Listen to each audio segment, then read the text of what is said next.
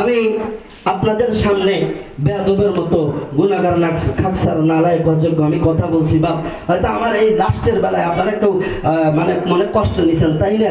কষ্ট না নিয়ে আমার একটু মাফ করে দেওয়া যায় না বাজান? মাফ করে দিয়েছেন সবাই? সবাই মাফ করে দিয়েছেন ইনশাআল্লাহ। আল্লাহ পাক আমাদের সবাইকে, আমাদের প্রধান মেহমান সহ সবাইকে কবুল করেন, বলেন আমিন। সম্মানিত সুধী, এখনো যারা বাহিরে এলোমেলোভাবে ঘোরাফেরা করতেছেন, আমি তাদেরকে অবগতির জন্য জানাচ্ছি, আমাদের মাহফিল, আমাদের মেহমান যতক্ষণ পর্যন্ত চালাবে ততক্ষণই চলবে, তবে 10:30টার উপরে নয়, আমি শুনলাম। তো এ পর্যায়ে আপনাদের সামনে কোরআন এবং হাদিস থেকে মূল্যবান নসিহা নিয়ে আসছেন পীরে কামেল শাইখুল হাদিস মুফতি মোহাম্মদ শফিউল্লাহ মক্কি, মহাপরিচালক মারকাজুস সুফা আল ইসলামিয়া বাংলাদেশ, মুগদা, ঢাকা, ও খতিব মুগদা কেন্দ্রীয় বড় জামে মসজিদ, উত্তর মুগদা, ঢাকা। আমি আজকের প্রধান মেহমান হযরতকে মূল্যবান তাকরার পেশ করার জন্য সবিনয় অনুরোধ জানাচ্ছি। আসসালামু আলাইকুম ওয়া রাহমাতুল্লাহ।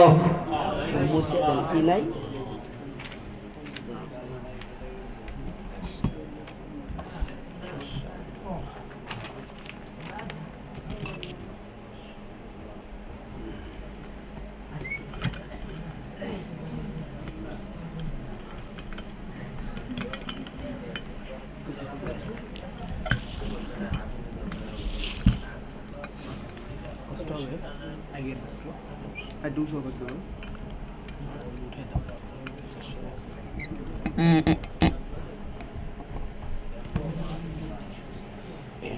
I take it. Yes.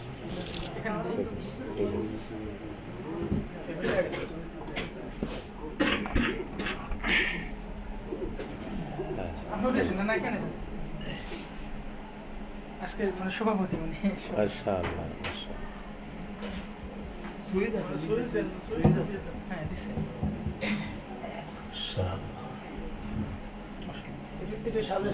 সবাই একটু সামনে আগে আসি ইনশাআল্লাহ। আসসালামু আলাইকুম ওয়া রাহমাতুল্লাহি ওয়া বারাকাতুহু।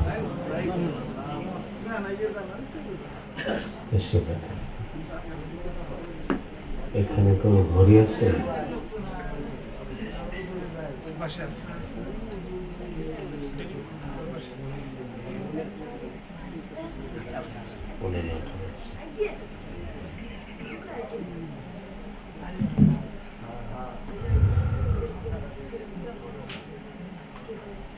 মাশাআল্লাহ, অনেক লম্বা সময় থেকে আপনারা বয়ান শুনতেছেন, বসে আছেন।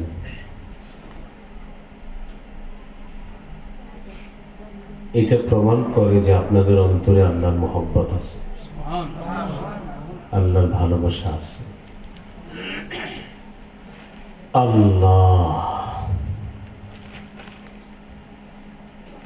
আল্লাহ তাআলার ভালোবাসা যাদের অন্তরে আছে, এই জমিনের বুকে ওই মানুষগুলো আল্লাহ তাআলার কাছে সবচেয়ে প্রিয়, সবচেয়ে প্রিয়।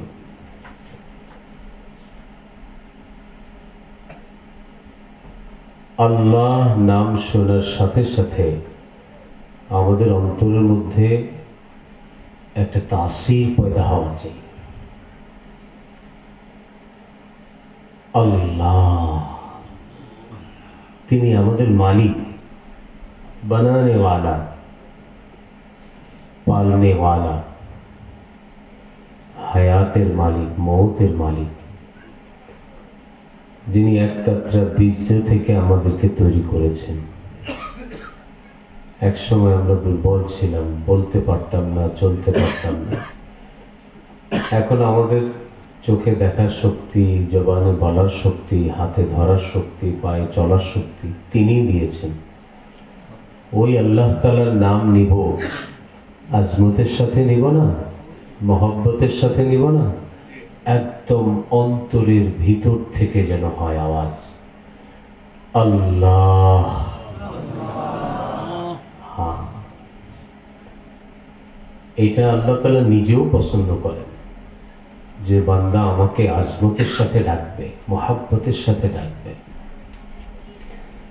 ইন্নামাল মুমিনুনা আল্লাযীনা ইযা যুকিরাল্লাহু ওয়াজিলাত কুলুবুহুম আল্লাহ বলতেছে মোমেন তারা যাদের সামনে আমার জিকির করা হইলে, আমার নাম আলোচনা করা হইলে, আমার নাম উল্লেখ করা হলে তাদের অন্তর আমার ভয়ে প্রকম্পিত হয়, কেঁপে ওঠে।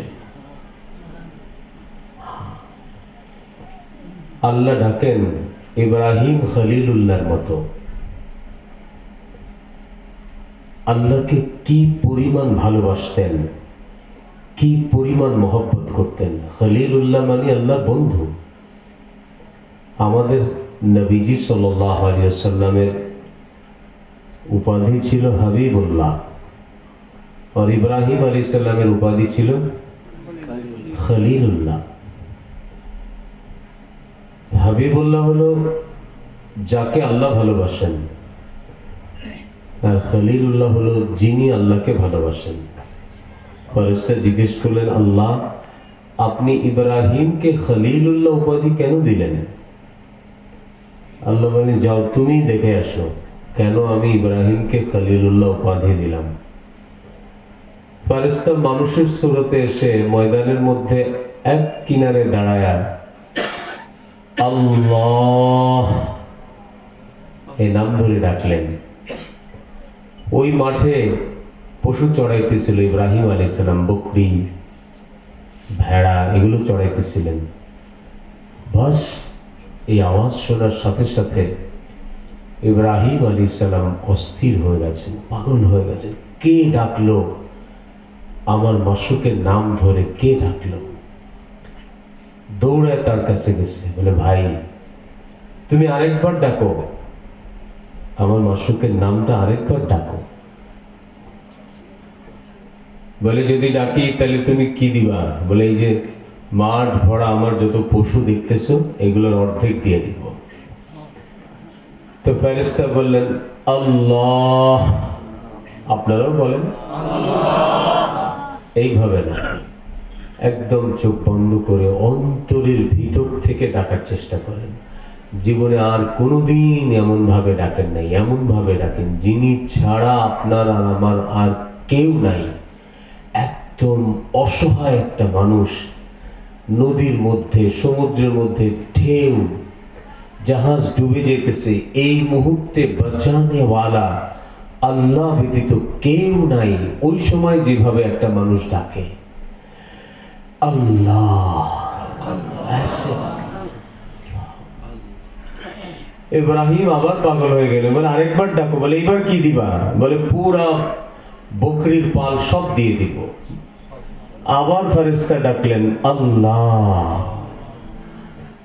বলে আরেকবার ডাকো। বলে এবার কি দিবা? বলে এখন তো আর কিছু নাই, সারা জীবন তুমি যা বলবা তোমার গোলামি করব, তবু আমার মনিবের নামটা আরেকবার শোনাও আমাকে। এমন পাগল হয়ে, এমন আশেক হয়ে কখনো কি আমরা আল্লাহকে ডেকেছি? আল্লাহর প্রেমে আমাদের অন্তরে আল্লাহর প্রেমই নাই।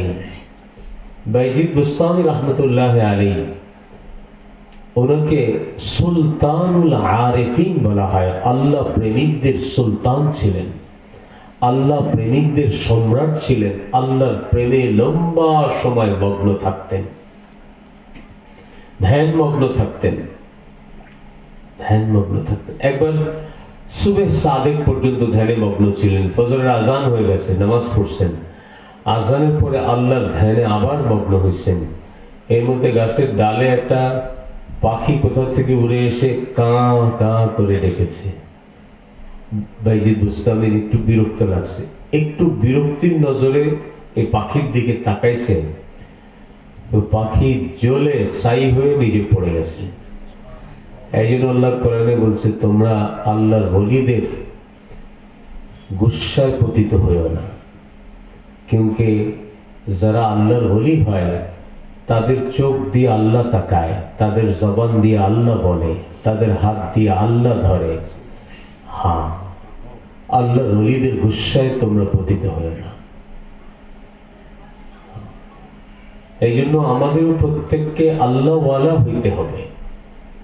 আল্লাহর ইশক, আল্লাহর মোহব্বত, আল্লাহর ভালোবাসা আমাদের অন্তরেও পয়দা করতে হবে। মাশাআল্লাহ, আগে যিনি বয়ান করেছেন অনেক লম্বা সময় আপনাদেরকে জিকির করাইছেন। এই জিকির শুধু বছরে একবার মাহফিল করে জিকির করলে হবে না। হবে? জিকির বাৎসরিক আমল না, জিকির মাসিক আমল না, জিকির সাপ্তাহিক আমল না। জিকির তো প্রতিদিন করতে হবে, প্রতিক্ষণ করতে হবে, প্রতি মুহূর্তে করতে হবে। জিকিরকে আপনি আপনার নিঃশ্বাস বানায় নেন। যেমন আপনি ঘুমায় গেলেও নিঃশ্বাস চালু থাকে, এমন ভাবে জিকিরের অভ্যাস করেন যেন আপনি ঘুমায় গেলেও আপনার কলব জিকির চলতে থাকে, কলবের মধ্যে যেন জিকির বাকি থাকে। আপনার পুরা সত্তা, পায়ের তালু থেকে মাথার তালু পর্যন্ত প্রত্যেক অঙ্গ প্রত্যঙ্গ, প্রত্যেক শিরা উপশিরা, প্রত্যেকটা পশমের গোড়ায় গোড়ায় যেন আল্লাহ নামের ডাক শুরু হয়, এমন জিকির করেন। হাদিসে আসছে জিকির এমন ভাবে করো যেমন লোকে তোমাকে পাগল মনে করে। তো সাপ্তাহিক জিকির করলে কি এরকম হবে? জি বলেন। প্রত্যেক আমলের তো আল্লাহ তাআলা একটা হুদুদ ঠিক করে দিয়েছেন। নামাজ 5 ওয়াক্ত, রোজা 1 মাস, বছরের জীবনে একবার, হজ জীবনে একবার। হ্যাঁ, কিন্তু জিকিরের ব্যাপারে উযকুর রাব্বাকা যিকরান কাসীরা, তোমার প্রতিপালকের জিকির করো বেশি থেকে বেশি। কাসীর, কোনো হুদুদ নাই, কোনো নিষিদ্ধ সময় নাই। 5 দিন রোজা রাখা নিষিদ্ধ, 3 ওয়াক্ত নামাজ পড়া নিষিদ্ধ, কিন্তু জিকির করার কোনো নিষিদ্ধ সময় নাই, নিষিদ্ধ দিন নাই। হর হালে আল্লাহর জিকির করতে হবে। প্রত্যেকটা নিঃশ্বাস যেন আল্লাহ পাকের জিকিরের সাথে যায়, আসে। পারবো সবাই ইনশাআল্লাহ? যে নিজে, নিজের বিবি, বাচ্চা সবাইকে আল্লাহর জিকিরের মধ্যে মগ্ন করতে হবে, আল্লাহর জিকিরের সাথে লিপ্ত করতে হবে, সংযুক্ত করতে হবে। এটাই আমাদের হায়াত। জানেন আল্লাহ রাব্বুল ইজ্জত আমাদের উপর ইহসান করেছেন নবীজি সাল্লাল্লাহু আলাইহি সাল্লামের ওসিলাতে। অন্যান্য মখলুক আল্লাহর জিকির থেকে গাফেল হলে তাদের মওত হয়ে যায়। অন্য প্রাণী যখন আল্লাহর জিকির থেকে, আল্লাহ থেকে যখন সে গাফেল হয় তখন তাদের মওত হয়ে যায়। সির্ফ মানুষ, ইনসানকে আল্লাহ তাআলা এই রুখসত দিয়েছেন, ফুরসত দিয়েছেন যে গাফলাতের মধ্যেও আমরা বেঁচে থাকি। এটা বোঝানোর জন্য যে পরিণতি কি হবে। তো সবাই জিকির করতে পারবো না ইনশাআল্লাহ? আমরা কিছু সময় আল্লাহর নামের জিকির করি, কেমন? এরপরে আমরা কিছু আলোচনা করব। আমি আব্দুল গনি সাহেবের সাথে কথা বলেছি, হযরতের সাথে, যে আমরা অনেক রাত পর্যন্ত থাকবো না। যতটুকু সময় থাকি যেন এখান থেকে আমার সামনে যারা আছে তারা যেন কিছু নিয়ে যেতে পারে, কিছু কামাই করে যেতে পারে। ঠিক আছে ইনশাআল্লাহ? সবাই আরাম করে বসেন, আরাম করে বসেন। আমরা আল্লাহ নামের জিকির করব কিছু সময়। ইসমে জাতের জিকির বলা হয় এটা। সাধারণত 2 ধরনের জিকির আমরা ইস্তেমাই ভাবে করি।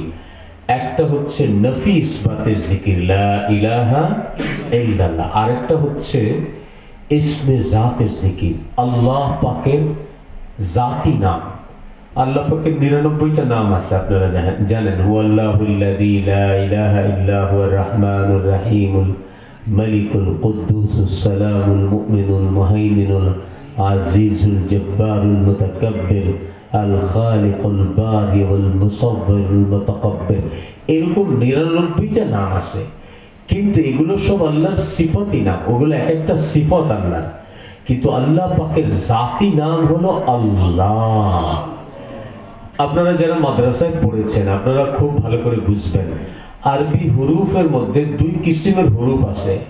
কিছু হুরুফ আছে যেগুলো পরিচয় বহন করতে, যার পরিচয় জানতে নুক্তা লাগে, আর কিছু হুরুফ আছে যেগুলোতে কোনো নুক্তা লাগে না। বা এটা চিনতে হলে নুক্তা দেখতে হবে। বা, তা, থা, নিচে নুক্তা হলে বা 1 নুক্তা হলে, উপরে 2 নুক্তা হলে তা, উপরে 3 নুক্তা হলে, উপরে 1 নুক্তা হলে নুন।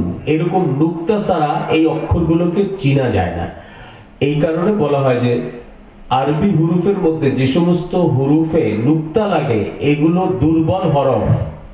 আর কিছু হরফ আছে যাদের পরিচয়ের জন্য কোনো নুক্তা প্রয়োজন হয় না। আলিফ, লাম, হা, এগুলোতে কোনো কি লাগে না? নুক্তা লাগে। নুক্তা ছাড়াই এই অক্ষরগুলো চেনা যায়। আল্লাহ লেখার জন্য 3টা হরফ, একটা হরফ 2 বার নিলে টোটাল 4টা হরফ। আর আলিফ আল্লাহ লেখার জন্য দেখেন আলিফ, লাম, লাম, হা, এই কোন হরফে নুক্তা নাই, আছে? ইহা থেকে লা ইলাহা ইল্লাল্লাহু মুহাম্মাদুর রাসূলুল্লাহ, এইখানে 12 24টা হরফ আসছে, এখানেও কোনো নুক্তা নাই। নুক্তা ছাড়া হরফ দিয়ে আল্লাহ এই কালেমা বানাইছে। और अल्लाह पाकेर इस्मे जात এর যে নাম আল্লাহ লিখতে আলিফ লাম লাম হা, টোটাল 4টা হরফ। লাম 2 বার আসছে, আলিফ লাম লাম হা, 4 হরফ মিলায় লিখলে কাকে বুঝায়? আল্লাহকে বুঝায়। আলিফ লাম লাম হা কাকে বুঝায়? আলিফ যদি আমি এখান থেকে অনুপস্থিত করে দেই তাহলে শুধু থাকলো লাম লাম হা, লিল্লাহি মা ফিস সামাওয়াতি। এই লিল্লাহ মানে কে? ওই আল্লাহকেই বুঝায়। একটা লাম অনুপস্থিত করে দিলাম, এখন আছে একটা লাম একটা হা, লাহু মা ফিস সামাওয়াতি ওয়া মা ফিল আরদ। এই লাহু মতলব আল্লাহ, এই লামও অনুপস্থিত, শুধু একটা হু আছে, আল্লাহু লা ইলাহা ইল্লা হুয়া। এই হুয়া মতলব কে? আল্লাহ। আল্লাহ অর্থাৎ আল্লাহ এমন সত্তা, এটাকে ইসমে আজম বলা হয়। ওইভাবে আপনি ডাকতে শিখতে হবে, ওইভাবে আপনি ডাকতে জানতে হবে। আপনি যখন আল্লাহ বলবেন আপনার শরীরের ভিতরের 6 লতিফা জাগ্রত হইতে হবে, সব জায়গা থেকে আল্লাহ নাম উচ্চারণ হইতে হবে। কলব, রূহ, সির, খফি, আফা, নফস, এই 6টা লতিফা। আমরা তো আল্লাহ তাআলাকে শুধু আমাদের চামড়ার জিহ্বা দিয়ে ডাকি। আহলুল্লাহরা, এই যে বাইজিদ বুস্তামি রহমতুল্লাহ কথা বললাম, ওনাদের পুরা সত্তা আল্লাহকে ডাকতেন। উনি যখন আল্লাহ আল্লাহ জিকির করতেন, একটু পরে আমরাও করব, উনি যখন আল্লাহ আল্লাহ জিকির করতেন ওনার প্রত্যেকটা পশমের গোড়া থেকে আল্লাহ আল্লাহ আওয়াজ বের হইত। আমরা আমাদের নিজেদের জীবনটাকে পাপে গুনাহে এত লিপ্ত করেছি যে আমরা তো এগুলো জানি না, এগুলোর মালুমাতই আমাদের নাই। আল্লাহতে মিশতে হবে। আল্লাহ এমন সত্তা। হ্যাঁ, এই জন্য এই আল্লাহ পাকের নামের জিকির আমাদের প্রতিদিন করতে হবে, প্রতি ঘন্টায় করতে হবে, প্রতি মিনিটে করতে হবে, প্রতি নিঃশ্বাসে করতে হবে। এই জন্য আমাদের যারা আহলুল্লাহ ছিলেন তারা পাস আন পাসের জিকির করতেন। পাস আন পাসের জিকিরের মতলব বুঝেন? নিঃশ্বাস নিবে আল্লাহ আল্লাহ আল্লাহ, নিঃশ্বাস নিতেছেন বাইর করতেছেন আল্লাহ আল্লাহ আল্লাহ আল্লাহ আল্লাহ। তাদের কোনো নিঃশ্বাস আল্লাহর জিকির ছাড়া নাই। কেউ যদি শতভাগ গুনাহ থেকে বেঁচে থেকে এই জিকির করতে পারে, কোন আহলুল্লাহর হাতে বায়াত হয়, আমি ওই জাতের কসম করে বলছি যিনি আসমান ও জমিনের মালিক, এই পৃথিবীতে আল্লাহর জিকির ছাড়া আর কোনো জিনিস তার কাছে মজা লাগবে না, ভালো লাগবে না। আর আল্লাহর জিকির করে কখনো এই বান্দা ক্লান্ত হবে না, তার কাছে মনে হবে না যে অনেক তো জিকির করেছি আর প্রয়োজন নাই। যদি কেউ আল্লাহ আল্লাহ জিকির করতে গিয়ে ক্লান্ত হয়ে যায়, বুঝতে হবে তার জন্য তার নামায় আমালে কোনো কবিরা গুনাহ এখনো ঝুলতেছে। এই জন্য সে আল্লাহর নামের জিকির করতে গিয়ে ক্লান্ত হয়ে গেছে। আল্লাহ আল্লাহ জিকির করতে করতে ফানা হয়ে যাবে কিন্তু ক্লান্ত হবে না, তার রূহ বাহির হয়ে যাবে কিন্তু ক্লান্ত হবে না, তৃপ্ত হবে না কখনো যে অনেক করছে আর দরকার, এমন পজিশন কখনো তৈরি হবে না। এমন মজা, এমন স্বাদ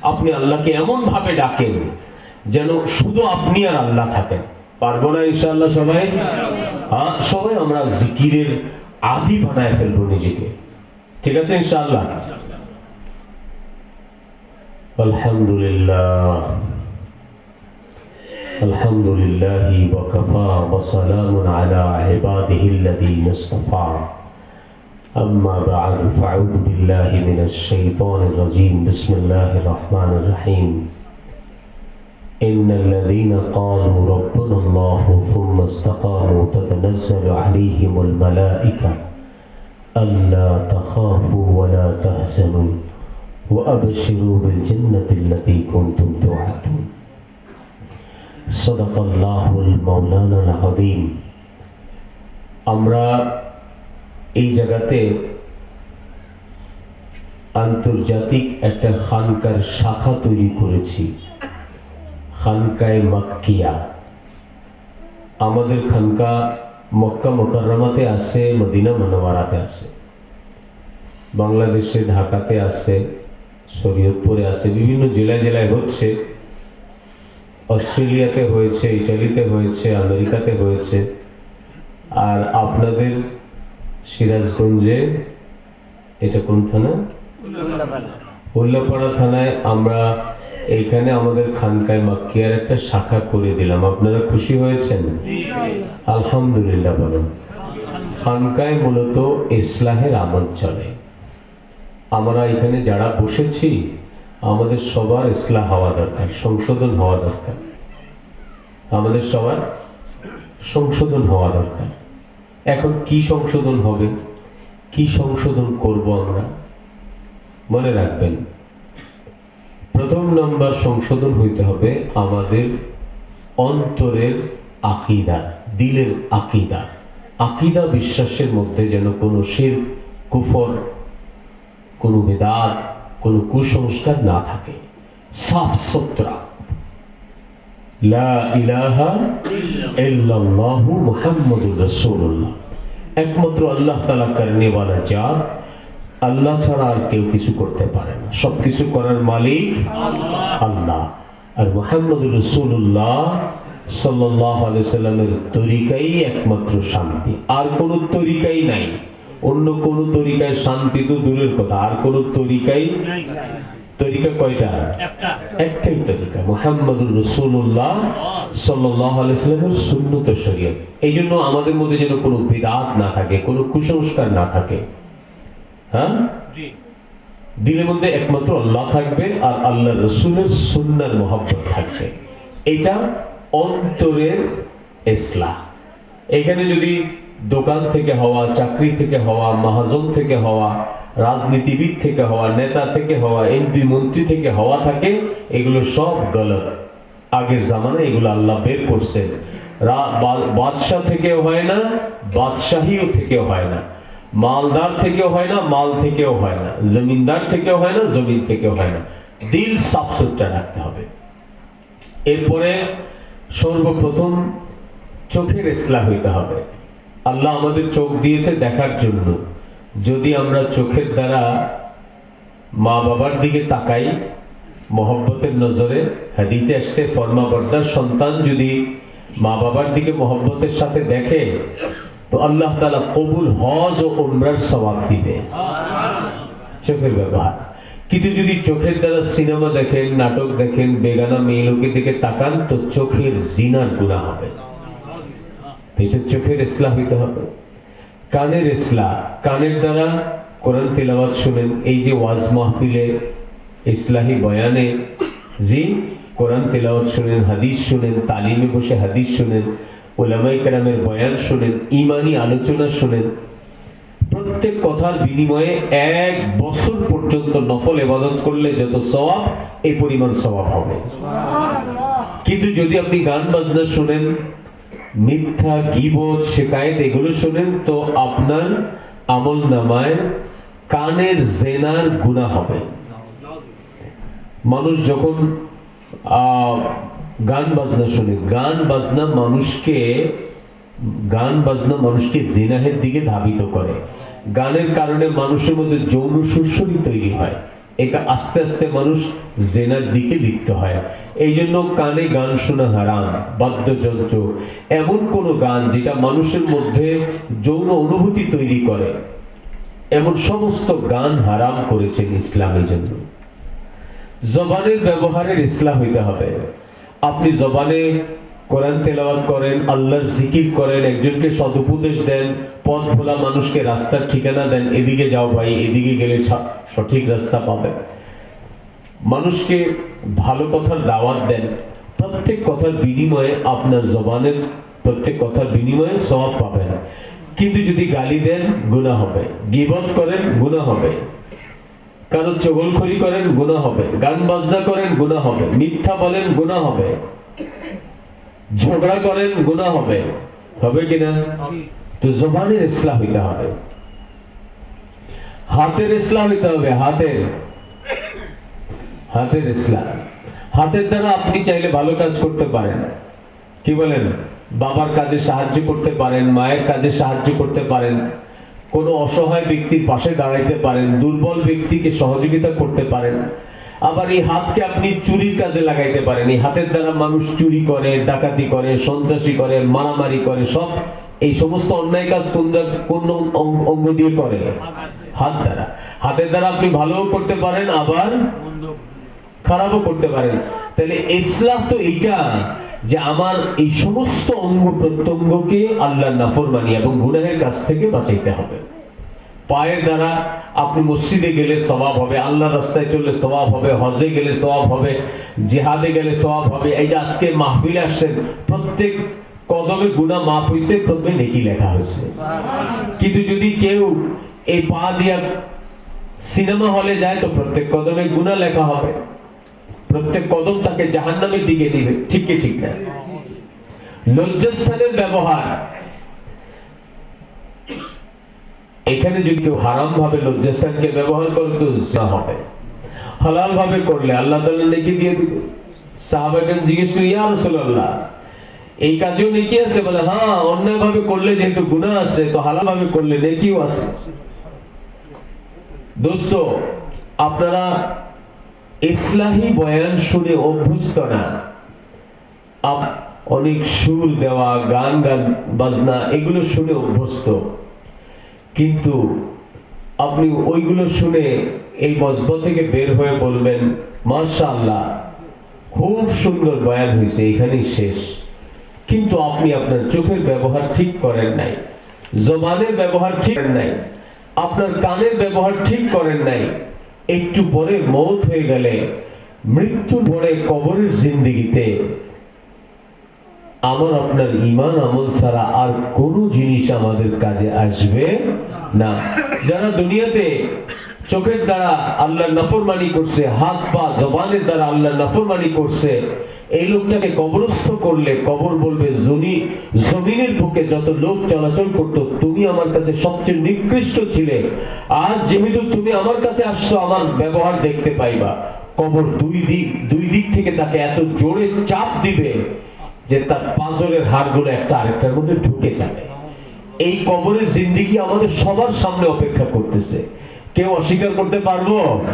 কিছু নাদান আছে, মৃত্যুর আগে তারা বুঝতে পারে না। আমি শনিয়াখানে গিয়েছিলাম ওয়াজ করার জন্য। ওখানে আমাকে ইমাম সাহেব দেখাইলো যে, হুজুর, আপনার মতো কোন একজন বক্তা এসে বয়ান করছিল যে যারা যুবকরা আছো, আজকে টকবগা জওয়ানির কারণে তোমরা আল্লাহর নাফরমানি করতেছো, শরীরে শক্তি আছে, বুঝো না?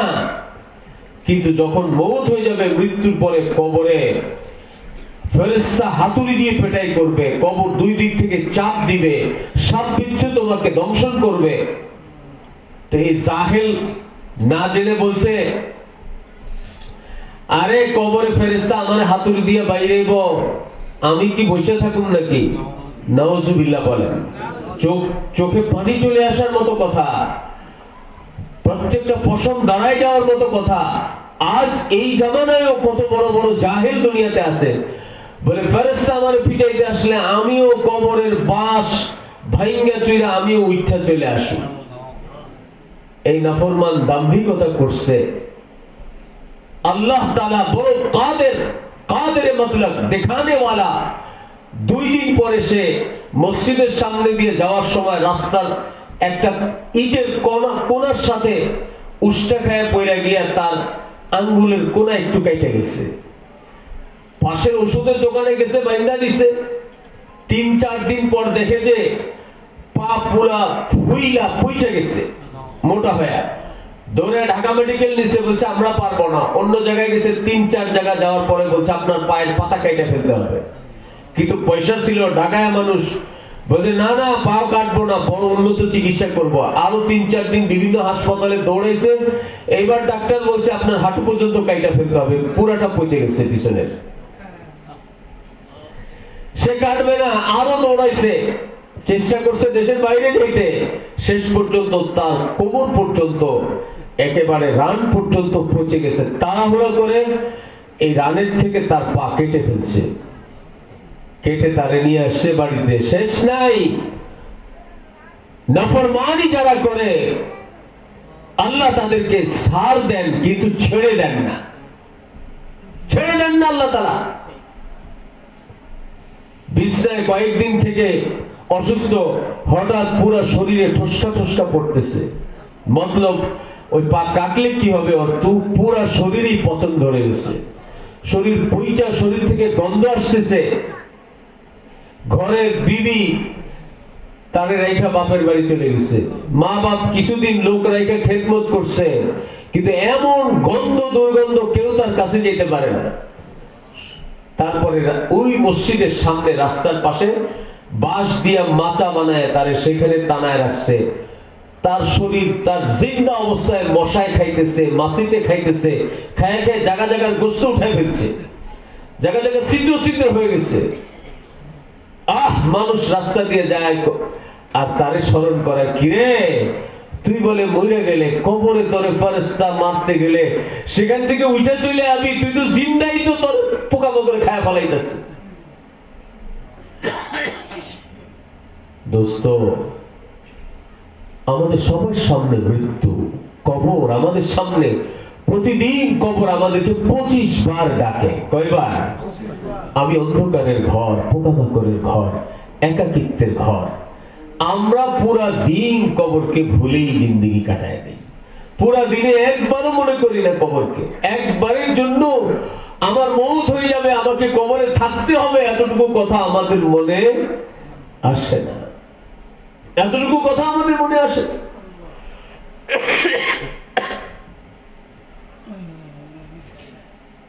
কমসে কম কিয়ামতের সর্বশেষ যে লোকটা মারা যাবে তাকেও কবরে 40,000 বছর থাকতে হবে।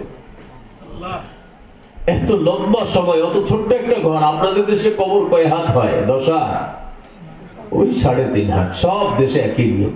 অতটুকু একটা ঘরের মধ্যে 40,000 বছর থাকবেন আপনি চিন্তা করেছেন? ওখানকার জন্য কিছু কামাই করেছেন? কিছু রসদ জোগাড় করছেন? আওয়াবিন পড়া হয়, চাষের নামাজের সময় আছে, কোরআন তিলাওয়াতের সময় আছে, ইশরাক, আওয়াবিন, চাষ, তাহাজ্জুদ, এগুলো সব মাদ্রাসার হুজুরদের কাম রয়ে গেছে। কিন্তু কবরে কি শুধু মাদ্রাসার হুজুররাই যাবেন? আমরাও যাব।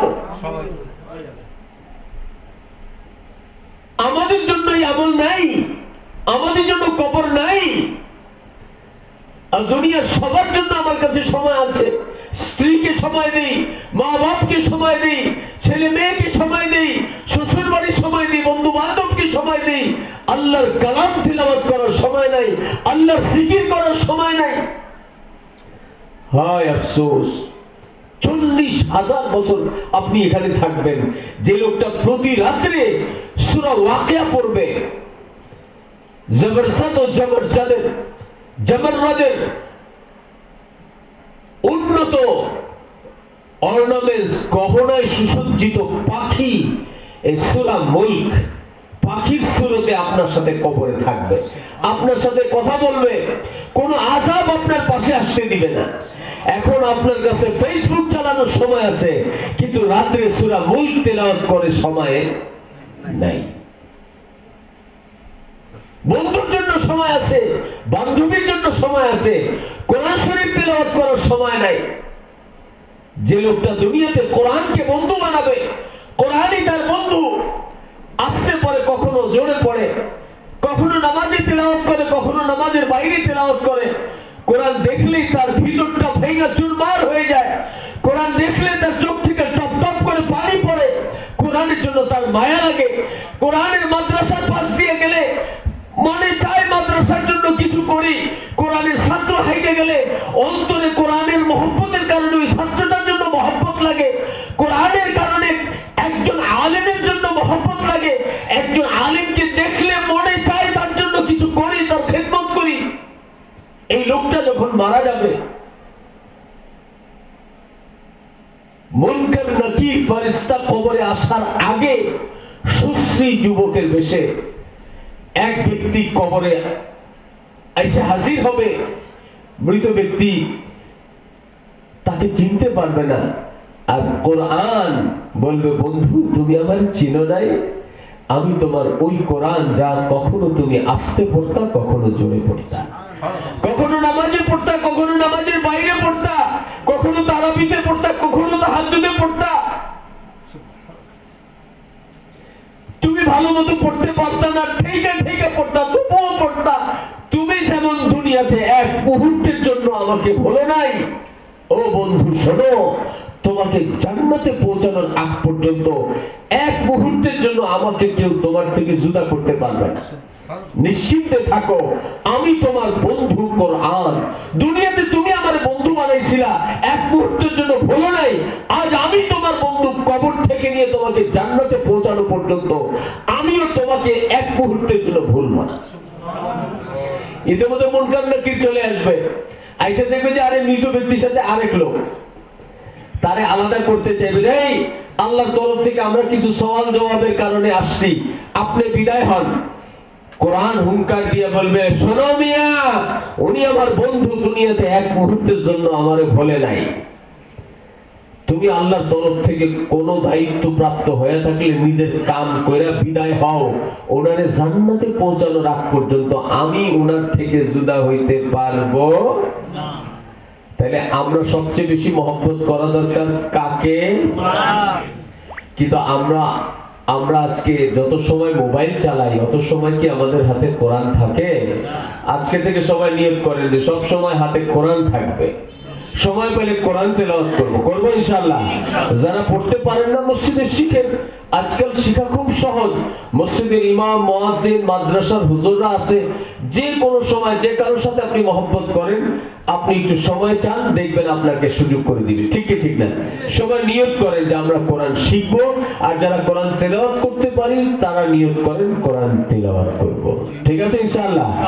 আর কোরআন শুধু তেলাওয়াত করার জন্য না, কোরআনের প্রত্যেকটা আয়াত যাতে আপনার আমার জিন্দেগিতে আমালি ভাবে থাকে।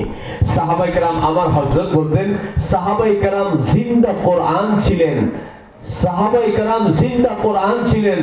আমরা খানকায়ে মাক্কিয়াতে এটা চাই, আমাদের এই খানকাতে লোকেরা এসে এই খানকার আমালের সহবতে প্রত্যেকটা এই জামানার প্রত্যেকটা মুসলমান যেন জিন্দা কোরআন হয়। সবাই রাজি আছেন? এখন জিন্দা কোরআন মানে কি?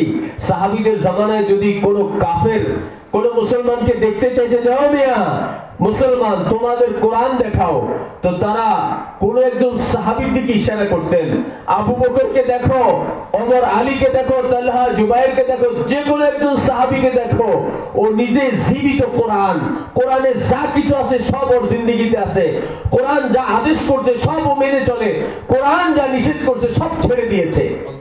ও আবু তালহা না ও জিন্দা কোরআন, ও ওমর না ও জিন্দা কোরআন, ও আবু বকর না ও জিন্দা কোরআন। আমরাও চাই এক এক মুসলমান এই জামানায় জিন্দা কোরআন হবে।